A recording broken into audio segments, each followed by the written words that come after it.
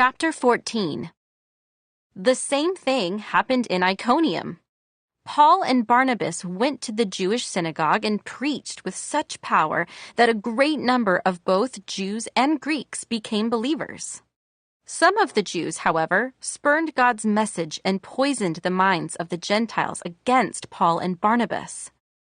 But the apostles stayed there a long time, preaching boldly about the grace of the Lord. And the Lord proved their message was true by giving them power to do miraculous signs and wonders. But the people of the town were divided in their opinion about them. Some sided with the Jews and some with the apostles.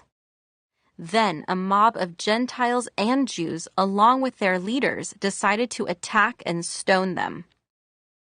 When the apostles learned of it, they fled to the region of Lycaonia, to the towns of Lystra and Derbe and the surrounding area. And there they preached the good news. While they were at Lystra, Paul and Barnabas came upon a man with crippled feet. He had been that way from birth, so he had never walked. He was sitting and listening as Paul preached. Looking straight at him, Paul realized he had faith to be healed. So Paul called to him in a loud voice, "Stand up!" And the man jumped to his feet and started walking. When the crowd saw what Paul had done, they shouted in their local dialect, "These men are gods in human form." They decided that Barnabas was the Greek god Zeus and that Paul was Hermes, since he was the chief speaker. Now, the temple of Zeus was located just outside the town, so the priest of the temple and the crowd brought bowls and wreaths of flowers to the town gates, and they prepared to offer sacrifices to the apostles. But when the apostles Barnabas and Paul heard what was happening, they tore their clothing in dismay and ran out among the people, shouting, "Friends, why are you doing this? We are merely human beings, just like you. We have come to bring you the good news, that you should turn from these worthless things and turn to the living God, who made heaven and earth, the sea, and everything in them. In the past, he permitted all the nations to go their own ways, but he never left them without evidence of himself and his goodness. For instance, he sends you rain and good crops and gives you food and joyful hearts." But even with these words, Paul and Barnabas could scarcely restrain the people from sacrificing to them.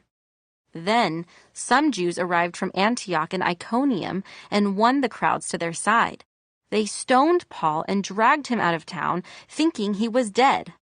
But as the believers gathered around him, he got up and went back into the town. The next day, he left with Barnabas for Derbe. After preaching the good news in Derbe and making many disciples, Paul and Barnabas returned to Lystra, Iconium, and Antioch of Pisidia, where they strengthened the believers.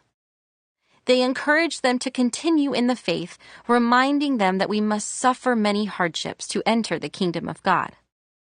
Paul and Barnabas also appointed elders in every church.